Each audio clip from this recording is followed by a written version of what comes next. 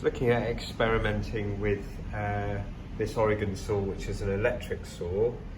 It is the CS1500. It's a good price. One thing I've noticed, it's got a great big motor on here. Fairly heavy, feels heavy duty. It comes with this, what is the Oregon Power Sharp system really, self-sharpening chain, and with a Panther Mini setup to give a thinner kerf and a longer bar. So first thing I'm going to do is take off this tensioning system. So that comes off. Now we've got this part here which we don't actually see. That's right, yeah, it's to do. So that sharpens the chain usually, but we don't need that. We don't need this system here. And what I want to do is I want to change over this drive sprocket here to a quarter, because this is 3/8 low pro at the moment. This is obviously replaceable, isn't it?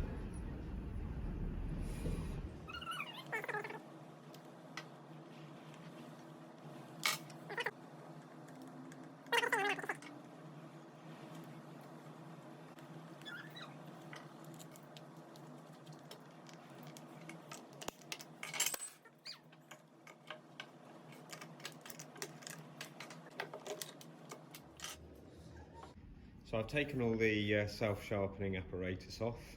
Next thing I need to do is adjust, take this drive sprocket. Ella, stand back, darling, a minute.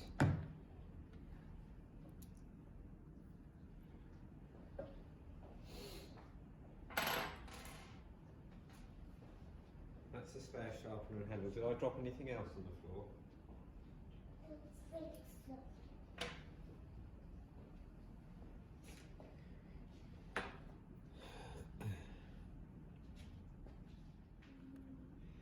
If you've got circuit pliers, it's much easier.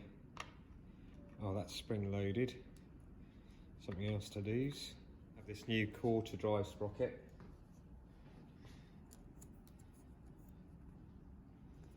You can see that there. So easy to put stuff down and lose it.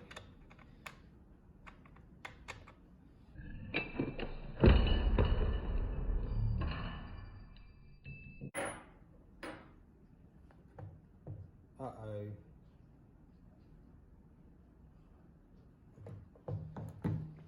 Oh, I've managed to find it. You almost want to do it on a because the trouble is on a slippy surface, it's very easy to lose this circlip, which I almost did. So there, that's now driving quarter pitch chain. So we're going to take off this tensioning system here.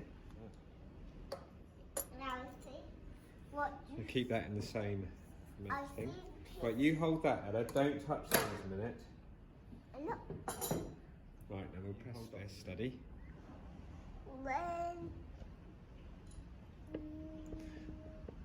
No, hold it steady, darling. It needs to come down a bit first, like that. Right, hold it there. Leave it there. This is actually a gentleman. I know it's. This is actually the Panther Cub bar. It's E20 GA42. It's a bit grubby because actually let me go and clean. So I've got my Panther bar here. Yeah.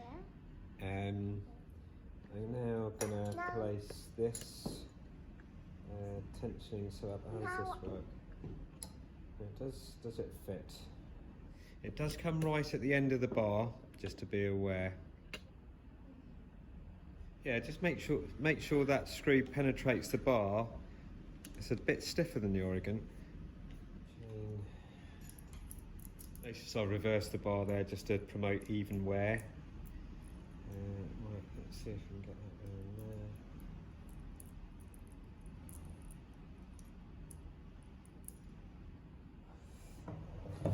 Again, this is a real faff on a slippery surface, but we'll have a go. Will it all reach?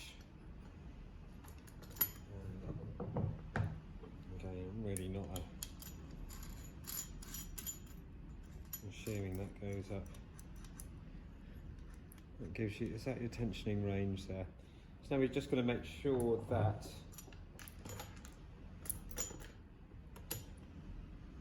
you see that goes on there now, that we can actually get chain tension, and that's all correct. I'm going to need both hands for this. I need 3 hands for this.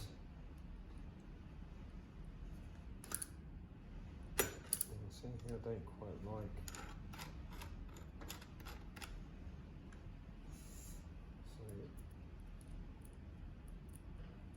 So if we put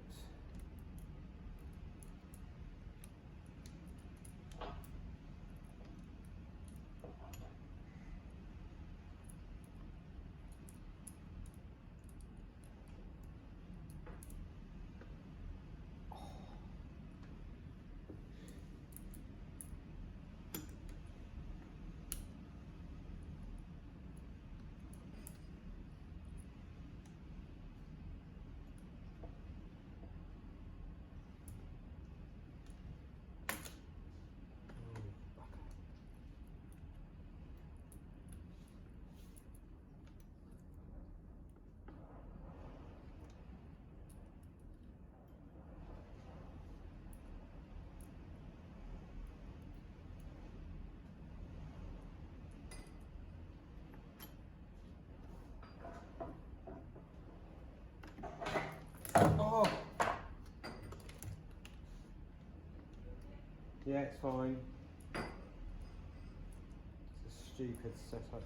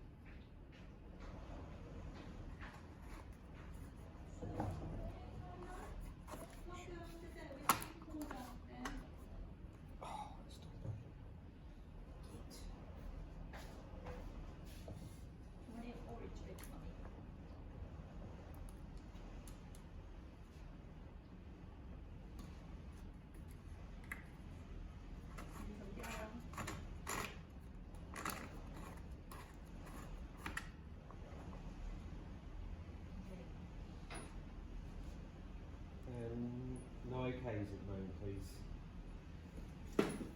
Silent. What are you talking about, idiot? I'm talking about silent partner. Silent partner.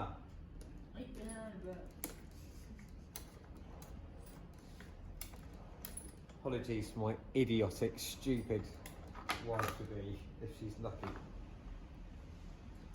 Why won't this work, Welly? I've got the end here that has to engage in the bottom bit to actually allow this, you can sort of see now this tensioner works. Even without the main top lid on, you can still control the tension on that. So the drive link count looks correct to me, and that still gives, you've still got some room to tension. You haven't got much, there's not much play there between the tensioning system coming out of its guide, as it were. So if I now detension this, it'll slip out and then I won't be able to tension it. I'll have to take this off again probably to have a look at it. Or you have to pull the bar out slightly to engage it.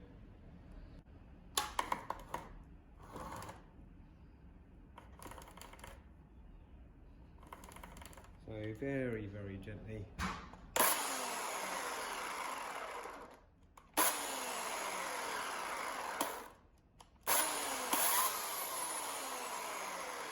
Really smells actually. It seems to be working. It seems to be lining up. So the next trial will be if it will work in the flesh, actually on some wood.